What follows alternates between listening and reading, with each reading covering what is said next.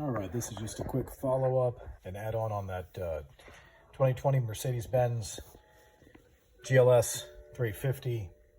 You'll see in front of me two pieces, one tool and one piece of hardware. Failed to mention on the removal of the AC compressor lines, you're going to want to set up something like this, tool like this. This is an 8mm wrench with a 45 T45 Torx 45 bit.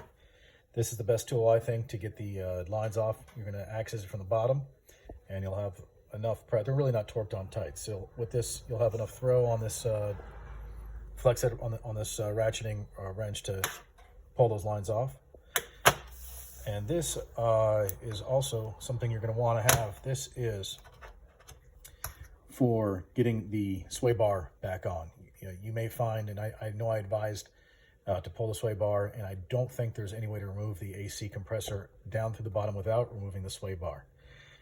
So this bolt is the same pitch and same threads as the sway bar bolts, but you'll notice the sway bar bolts are about half the size of this. The sway bar is very difficult to put back on this vehicle. It's got a lot of pressure on it, a lot of torsion. So I use a longer bolt just to start, okay? And you're gonna wanna start on the front bolt of the two. There's one on the front and there's one on the rear on each side.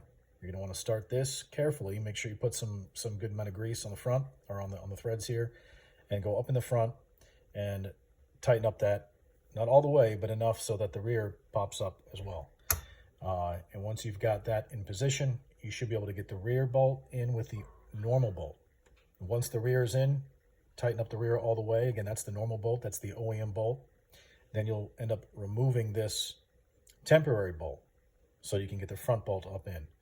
Be very careful. Do not strip out the threads on the retaining plate. There is a plate that actually moves around up inside the subframe for attaching these in there, and those threads can be easily damaged. So use this. You could even use longer. The longer the bolt, the easier it is going to angle that and get it up in there without stripping it.